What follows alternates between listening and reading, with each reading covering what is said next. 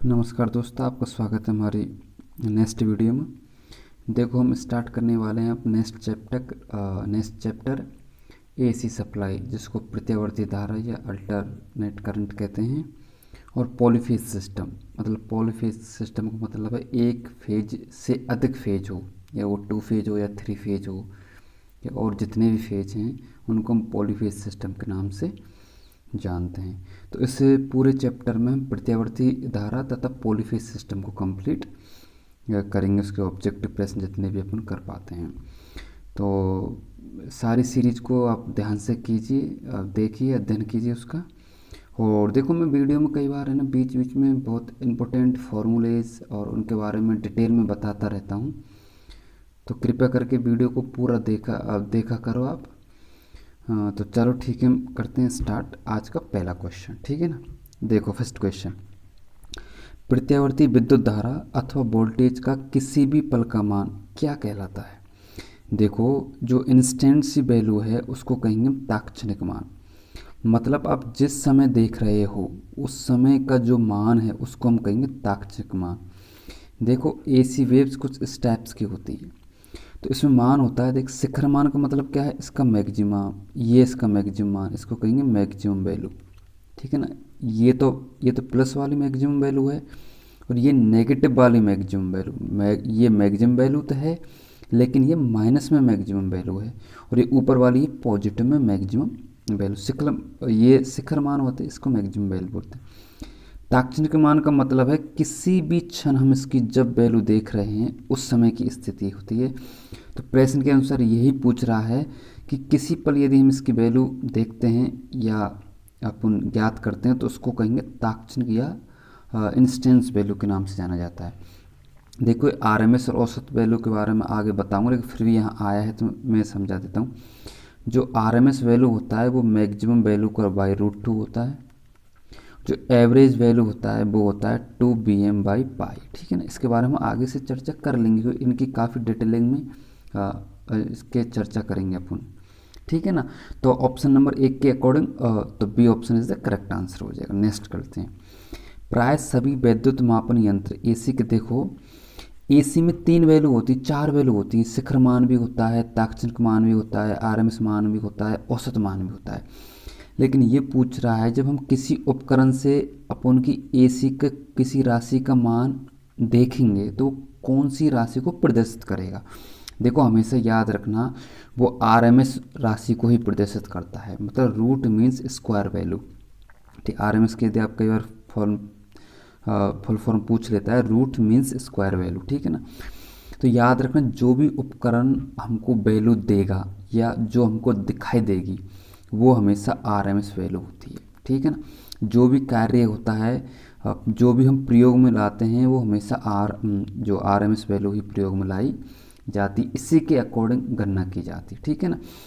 तो जो भी है एसी इंस्ट्रूमेंट है वो मापन का आरएमएस वैल्यू प्रतीत करता है। और आरएमएस वैल्यू मैंने ऊपर बता दी है, आरएमएस वैल्यू का मतलब है मैक्सिमम वैल्यू बाई √2, ठीक है ना। आगे और देख लेंगे इसको। नेक्स्ट देखो 3, तो option number C is the correct answer हो जाएगा। नेक्स्ट देखो 3, गणनाएँ आदि एसी में, मैंने आपको पहले ही बता दिया, गणना में या जो उपकरण जो भी प्रदर्शित करता है वो आरएमएस वैल्यू ही प्रदर्शित करता है। D option is the correct answer हो जाएगा। नेक्स्ट प्रश्न देखो, प्रत्यावर्ती राशि के आरएमएस मान तथा औसत मान के अनुपात को क्या कहते हैं। मतलब ये कह रहा है कि आरएमएस बटे औसत मान को क्या कहते हैं। देखो, ये आपको आगे तक याद रखना, क्योंकि जो आगे आने वाले जो क्वेश्चंस हैं ना वो इसी फॉर्मूले से डिपेंड बेस हैं, ठीक है ना। तो आरएमएस वैल्यू बटे औसत मान को कहते हैं फॉर्म फैक्टर के नाम से जाना जाता है। तो option number see the correct answer हो जाएगा। नेक्स्ट देखो, अगर दो प्रत्यावर्ती राशियों के बीच का अंतर 90 डिग्री, जैसे कोई ये राशि है, एक वेव सी है नहीं और दूसरी वेव इस तरह से जा रही है, तो ये कह रहा है कि अगर दो प्रत्यावर्ती राशियों के बीच का जो कोण है जो 90 डिग्री का है। देखो, एंटी फेज का मतलब हो जाता है कोण का मान 180 डिग्री है, इन फेज का मान 0 डिग्री है, और क्वाड्रेचर का मान है 90 डिग्री, ठीक है ना। तो B option is the correct answer हो जाएगा, ठीक है ना, क्योंकि ये 90 डिग्री का ही अंतराल पूछ रहा है। एंटी फेज का मतलब क्या है, 180 का डिग्री का गैप है, ठीक है ना, 180 डिग्री का एंगल है। इन फेज का मतलब है एक ही फेज में, मतलब 0 डिग्री का फेज एंगल है। और क्वाड्रेचर का मतलब क्या है, 90 डिग्री का फेज एंगल है। तो B option is the correct answer हो जाएगा अपना। नेक्स्ट देखो, वह प्रत्यावर्ती राशि जो दूसरी प्रत्यावर्ती राशि की अपेक्षा बाद में अपने शिखर मान पर पहुंचती है। देखो इसको ऐसे समझ सकते हैं कि एक यहाँ से कोई डिस्टेंस बराबर है, तो एक व्यक्ति तो पहुँचता है जल्दी और दूसरा व्यक्ति उसी स्थान पर लेट पहुँचता है, ठीक है ना। तो लेट पहुँचता है, सीधी सी बात है, लैगिंग राशि कहेंगे इसको। लेट का मतलब क्या है, लैगिंग राशि कहेंगे। और यदि वो जल्दी पहुँचता है, यदि ये पूछता कि वो पहले पहुँच जाता है शिखर मान पर। देखो शिखर मान से मतलब क्या है, एसी सर्किट में इस तरह से वेव्स होती हैं, तो ये जो वाला ऊपर वाला पीक बिंदु है ना, इसको कहेंगे शिखर मान। तो कोई जल्दी पहुंचता है, कोई टाइम लगाता है। यदि दो वेव्स की बात करें हम, तो किसी का शिखर मान जल्दी पहुंचेगा और कोई राशि या कोई वेव शिखर मान पर थोड़ी लेट पहुंचेगी। तो ये पूछ रहा है कि यदि जो राशि बाद में पहुंचती है तो उस राशि को कहेंगे लेगिंग राशि, ठीक है ना। जैसे वोल्टेज करंट, इसी के कारण तो फेज एंगल होता है भाई। वोल्टेज और करंट के बीच कुछ ना कुछ अंतर होता है, उसी को तो हम फेज एंगल के नाम से जानते हैं, फेज एंगल के नाम से जाना जाता है। चलो आगे और चर्चा कर लेंगे। तो अपन 6 में हो गया लेगिंग राशि। यदि देखो बाद में पहुंच रही है तो लेगिंग राशि, और यदि पहले पहुंच रही है तो लीडिंग राशि होगी। लेकिन लीडिंग राशि आपको याद नहीं रखनी है, पहले अपन क्वेश्चन के अकॉर्डिंग चलते हैं। तो 6 का आंसर हो जाएगा ए, लेगिंग राशि इज द करेक्ट आंसर हो जाएगी। नेक्स्ट देखो बेटा, शुद्ध प्रतिरोधी परिपथ में विद्युत धारा, देखो रेजिस्टेंस और जो भी प्योर रेजिस्टेंस दे रखा है, प्योर और रेजिस्टेंस दे रखा है। तो प्योर रेजिस्टेंस में वोल्टेज और करंट का एंगल होता है वो 0 डिग्री होता है। और मैंने आपको पहले ही बताया 0 डिग्री का मतलब इन फेज रहती हैं। तो C option is the correct answer हो जाएगा। तो C option is the correct answer हो जाएगा। कौन सा ऑप्शन हो जाएगा, C is the correct answer हो जाएगा। नेक्स्ट देखो, श्रेणी क्रम में जुड़े इंडक्टेंस हैं, इस तरह से श्रेणी क्रम में जोड़ा गया है इनको, ठीक है ना। एक कमान L1 L2 L3 कुछ भी रख सकते हैं। तो ये पूछा इसका टोटल इंडक्टेंस कितना होगा, ठीक है ना। तो भाई ये टोटल इंडक्टेंस इनका सम हो जाएगा, मतलब L1 प्लस के L2 प्लस के L3, ये Ln तक जोड़ते जाएंगे। तो option number is the correct answer हो जाएगा। नेक्स्ट देखो, धारा को प्रत्यावर्ती कहते हैं जब, देखो धारा प्रत्यावर्ती का मतलब, देखो प्रत्यावर्ती का मतलब एसी सप्लाई हो गई। और एसी सप्लाई की वेव फॉर्म इस तरह से मैं आप चित्र में देख सकते हो। तो देखो इसका समय के साथ में माप भी बदल रही है और डायरेक्शन ही बदल रही है। डायरेक्शन इस समय ये है, इस समय ये है, इस समय ये है, इस समय ये है।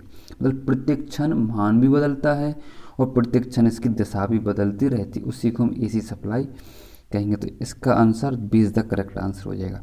धारा का माप व दिशा समय के साथ बदलती रहती है। नेक्स्ट देखो, धारा को डीसी कहा जाता है। देखो डीसी में माप समय के साथ समान ही रहती है। तो D option is the correct answer हो जाएगा। माप समय के साथ में नहीं बदलती है। ये इस तरह से माना कि 5 वोल्टेज है तो ये हमेशा 5 वोल्टेज ही शो करेगी, चेंज नहीं होगा इसका वोल्टेज लेवल, ठीक है ना।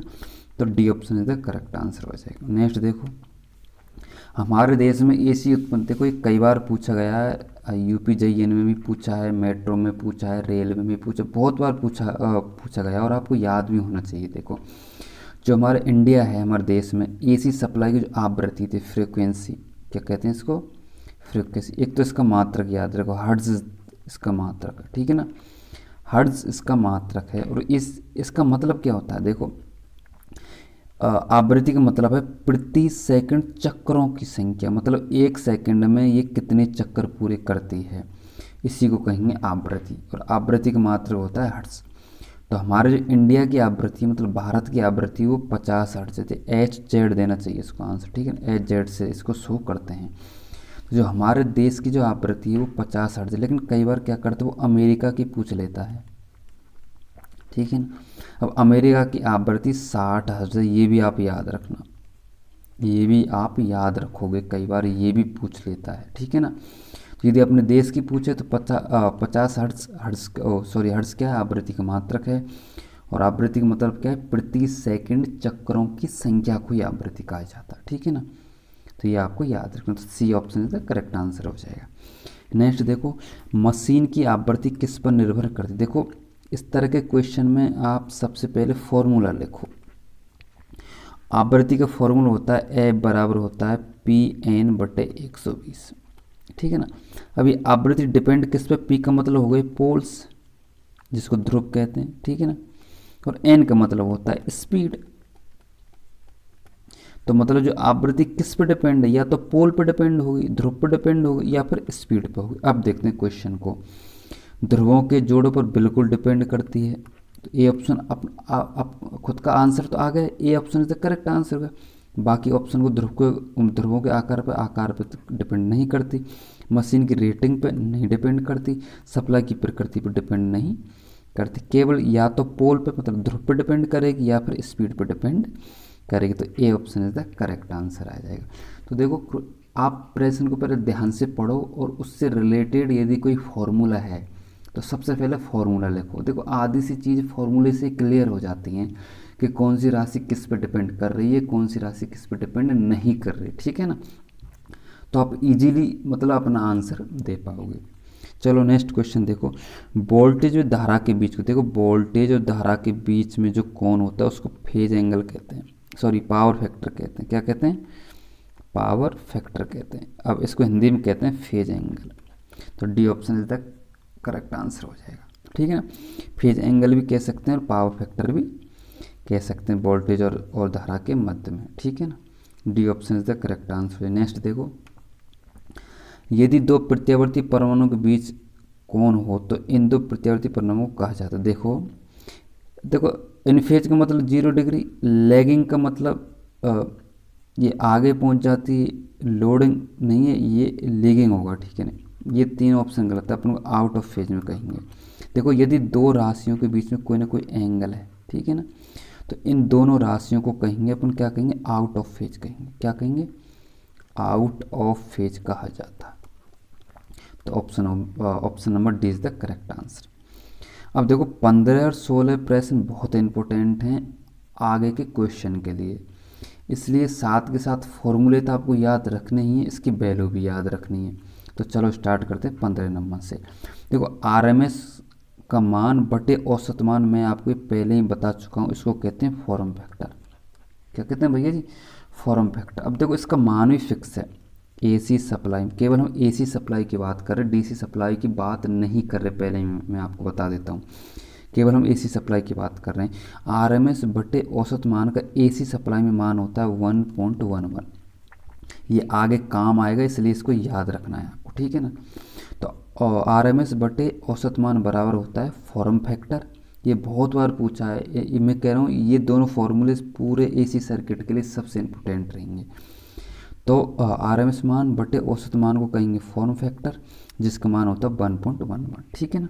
नेक्स्ट देखो, तो option number D is the correct answer आ जाएगा। नेक्स्ट देखो, अधिकतम मान मतलब मैक्सिमम वैल्यू, ठीक है ना, बटे आरएमएस वैल्यू, इसको अपन कहेंगे चरम गुणांक, ठीक है ना, जिसको कहेंगे अपन पीक फैक्टर। पीक फैक्टर के नाम से जाना जाता है, हिंदी में इसको चरम गुणांक के नाम से जाना जाता है, जिसका मान एसी सप्लाई में, एसी सर्किट में, ठीक है ना, 1.414 के बराबर होता है, ठीक है ना। ये मान भी याद रखना है आपको, समझ में ये बात। अब देखो जो नेक्स्ट वाला क्वेश्चन है इन दोनों फॉर्मूले पर आधारित हैं, तो अपन देखते हैं आगे। तो option number A is the correct answer आ जाएगा। नेक्स्ट देखो आप, यदि औसत मान ज्ञात हो आपको, देखो औसत मान ज्ञात है आपको, तो आरएमएस का मान किसके द्वारा ज्ञात कर सकते हैं? मैंने आपको अभी फॉर्मूला बताया था, आरएमएस बटे एवरेज वैल्यू मतलब औसत मान बराबर 1.11। अब निकालना हमको आरएमएस का मान, तो आरएमएस कैसे निकल आ जाएगी? इसकी गुना करेंगे तो 1.1 गुना औसत मान आ जाएगा। है क्या ऐसा कोई ऑप्शन? बिल्कुल D option the correct answer हो जाएगा। मैंने आपको कहा कि वो जो फॉर्मूले हैं पिछले क्वेश्चंस वाले, वो दोनों बहुत इंपॉर्टेंट है, आगे के क्वेश्चन उसी से हल हो जाएंगे। तो option number D is the correct answer आ जाएगा। नेक्स्ट देखो, यदि चक्र का अधिकतम मान दे रखा है हमको, तो औसत मान ज्ञात किया जाए। देखो एसी सप्लाई की बात कर रहा हूँ केवल मैं, एसी सप्लाई में औसत मान का मान होता है 2E मैक्सिमम बटे पाई। देखो अपन को अधिकतम मान दे रखा है, मान लिया ई मैक्सिमम अधिकतम मान है, तो औसत मान ज्ञात किया जा सकता है, औसत मान ज्ञात किया जा सकता है। इस कंडीशन में यदि हमको औसत मान ज्ञात करना है तो इनको दोनों को हल यदि हम करते हैं, हल करने के बाद आपके पास आएगा 0.707, सॉरी, जब आप इनको जो हल कर लोगे, हल करने के बाद आपके पास आएगा 0.60 ई मैक्सिमम। ई मैक्सिमम तो अपने पास है ही है भाई, आपको अधिक मान दे रखा है। और औसत मान का जो फॉर्मूला होता है वो होता है 2em/पाई। तो em क्या है, मैक्सिमम वैल्यू दे रखी है आपको, और पाई क्या, ये कांस्टेंट, दो भी कांस्टेंट है और पाई भी कांस्टेंट है। जब इन दोनों को हल करते हैं अपन 0.006 E maximum is the correct answer हो जाएगा। तो B is the correct answer हो जाएगा, ठीक है ना। नेक्स्ट देखो, यदि चक्र का अधिकतम मान आपको दे रखा है तो आरएमएस मान क्या ज्ञात होगा। देखो आरएमएस मान होता है बी मैक्सिमम बाई √2। ये मैंने पहले क्वेश्चन में भी बता दिया। बी मैक्सिमम दे रखा है बाई √2, ये कांस्टेंट है। इसको जब आप हल करोगे तो 0.707 ई मैक्सिमम आ जाएगा। तो सी इज़ द करेक्ट आंसर हो जाएगा, ठीक है ना। इन दोनों क्वेश्चन में बिल्कुल कंफ्यूज मत होना, बता देता हूँ। देखो औसत मान पूछ रहा है, जब तक आपको याद रखना 2bm/पाई, ठीक है ना। यदि आपसे पूछ रहा आरएमएस मान पूछ रहा है तो आरएमएस मान का मतलब होता है बी मैक्सिमम बाई √2। ये दो मान याद रखने बस, ये ऑटोमेटिक मान आपको निकल के आ जाएंगे, ठीक है ना। चलो नेक्स्ट देखो, जयवक्री धारा मतलब साइन वेव की बात कर रहा है, मतलब एसी सर्किट की बात कर रहा है, ठीक है ना। मैं I बराबर 70 sin 3/140 द्वारा व्यक्त किए गए, तो आवृत्ति ज्ञात करो। देखो ऐसे प्रश्न बहुत इंपॉर्टेंट हैं और एग्जाम में जो पूछने का लेवल है वो सबसे ज़्यादा मैक्सिमम चांस रहते हैं कि वो आपको ऐसे प्रश्न पूछेगा। देखो करते कैसे हैं, I दे रखा है, क्या दे रखा है, 70 sin 3/140, ठीक है ना। जो I की जो बेसिक फॉर्मूला वो देखो, I बराबर होता है I मैक्सिमम sin ω/t। अब दोनों क्वेश्चन की तुलना करते हैं, ठीक है ना। तो I मैक्सिमम 70 हो गया, साइन की जगह साइड दे, ओमेगा का मान 314 के बराबर है, तो ओमेगा बराबर कर लेते हैं 314, ठीक है ना। और ओमेगा का मतलब होता है 2πf बराबर 314, ठीक है ना।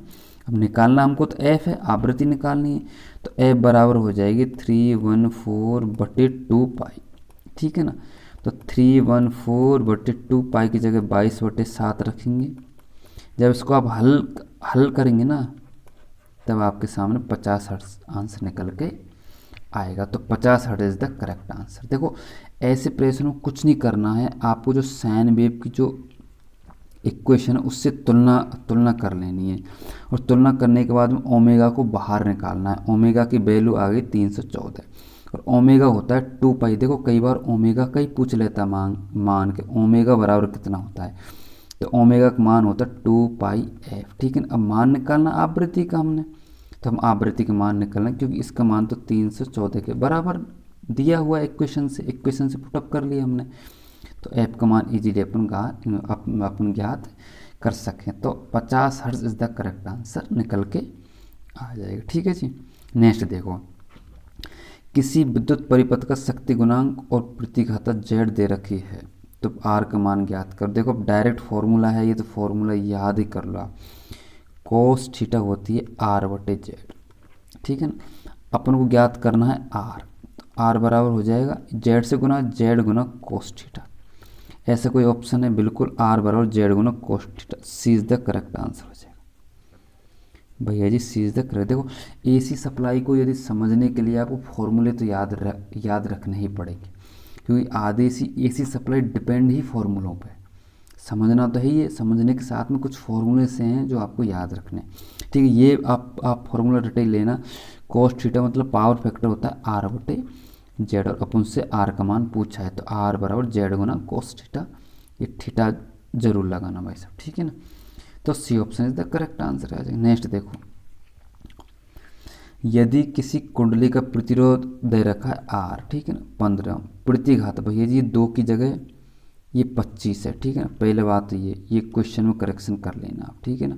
25 है हो तो प्रेरित प्रतिघात पूछ रहा। देखो भैया जी इसका फॉर्मूला होता है, एक फॉर्मूला आप देख लो, फॉर्मूला होता है जेड स्क्वायर बराबर आर स्क्वायर प्लस के एक्सएल स्क्वायर, ठीक है ना।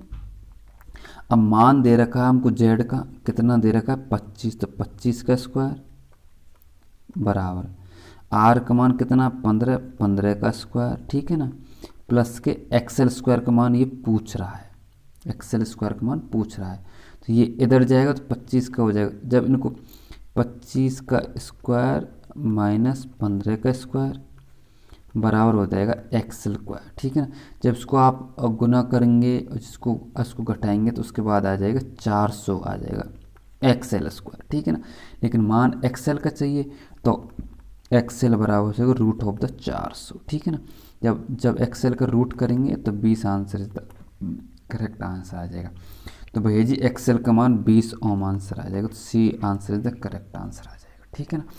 देखो अभी मैं आपको केवल ऑब्जेक्टिव प्रश्न करवा रहा हूँ, सारी चीज़ों को डिटेल में नहीं समझा रहा हूँ। पहली बात तो इस चीज़ को आप समझने का प्रयास करो। जब मैं डिटेलिंग में समझाऊंगा ना सारी चीज़ों को, तब आपको और अच्छे से समझ में आएंगे कि फॉर्मूला कहाँ से उत्पन्न हुआ है, कैसे हमने इसका मान रखा है, तब ये चीज़ें आपके मतलब दिमाग में क्लियर होंगी। लेकिन फ़िलहाल हम ऑब्जेक्टिव प्रश्न कर रहे हैं और ऑब्जेक्टिव प्रश्न में सारी चीज़ों को मैं नहीं समझा सकता, ठीक है ना। तो इसलिए एक मैं केवल रफली आइडिया देता हूँ आपको कि आप थोड़ा सा प्रश्न आपको जल्दी समझ में आ जाए बस, ठीक है ना। तो option number C is the correct answer हो जाएगा। नेक्स्ट देखो विद्युत भागबल मतलब ईएमएफ, और ईएमएफ की मैंने आपको बता ही दिया, force requirement motion of electron, इसको कहते हैं विद्युत भागबल। ई बराबर 10 root of the 24 sine omega T दिया, इसका अधिकतम मान मैंने आपसे बोला इस तरह की इक्वेशन आती है तो आपको खुद की इक्वेशन जो आइडियल इक्वेशन उसको लिखना है और उससे कंपैरिजन कराना है, ठीक है। लिख देते हैं तो ई बराबर होती है B maximum sine omega T. अब ये पूछ रहा अधिकतम मान, अधिकतम मतलब मैक्सिमम मान, तो B M sine omega T के बराबर ये पूरी वैल्यू है, तो ये इसका अधिकतम मान हो जाएगा। बी मैक्सिमम का मान होगा 10 रूट बाई 24, तो B option is the correct answer. केवल तुलना करनी है आपको और ऑटोमेटिक आंसर निकल के आ जाएगा, तो B is the correct answer हो जाएगा आपका। नेक्स्ट देखो प्रतिवर्ती धारा की समीकरण दे रखी है, एसी सर्किट की समीकरण दे रखी है करंट वाली, ठीक है ओके। आई बराबर 35.36 साइन 628 टी प्रभावी मान है। देखो प्रभावी मान मैंने आपको पहले ही बताया, प्रभावी मान का मतलब होता है आरएमएस मान, जो प्रभाव में रहते हैं जिससे हम गणना करते हैं। तो ये पूछ रहा है, ये हमारे पास इक्वेशन है, कौन सी इक्वेशन, आई बराबर 35.36 साइन 628 टी, ठीक है ना। पूछ रहा है अब इसका मान पूछ रहा है प्रभावी मान मतलब आरएमएस मान पूछ रहा है। मैंने आपसे पहले ही बता दिए, आप पहले इसकी आइडियल इक्वेशन लिखो, आई बराबर I maximum sine omega T, ठीक है ना। अब ये आई एम मान है, ये मैक्सिमम मान है, कौन सा 35.35, और हमें पहले पता है आरएमएस मान का मतलब होता है आई मैक्सिमम बाई रूट 2, ठीक है ना, आई मैक्सिमम बाई रूट 2। जब 35.36 बाई रूट 2 करोगे आप तो लगभग 25 एम्पियर करंट आ जाएगा आपका, ठीक, जो कि क्या है प्रभावी मान है, मतलब जो कि आपका आरएमएस मान है। तो option number B is the correct answer हो जाएगा, ठीक है ना। देखो आरएमएस मान का मतलब क्या, I maximum by root 2, I maximum का मान अपन ने इक्वेशन से उठा लिया, बाई रूट 2 का इसमें भाग देंगे तो 25 एम्पियर इसका आंसर निकल के आ जाएगा। तो B option is the correct answer हो जाएगा। तो चलो आज के लिए इतना ही पर्याप्त है। नेक्स्ट वीडियो हम 25 से और स्टार्ट करेंगे, तो लगभग इसमें 180 क्वेश्चन के आसपास हैं। तो आपसे रिक्वेस्ट है कि सारी वीडियो आप देखा करो पूरी, और जो भी आपके फ्रेंड्स इस फील्ड से रिलेटेड हैं, जैसे जो आईटीआई कर रहे हैं, डिप्लोमा कर रहे हैं, या वोकेशनल कोर्स उन पे है, या फिर रेलवे में तैयारी कर रहे हैं और इस फील्ड से यदि क्वेश्चन आ रहे हैं तो उनको ज़रूर आप शेयर कीजिए। और थोड़ा मुझे सपोर्ट की आवश्यकता है आपकी, तो प्लीज़ आपसे रिक्वेस्ट है आप जितना हो सके सपोर्ट कीजिए मुझे। चलो आज के लिए ही इतना, चलो धन्यवाद, थैंक यू।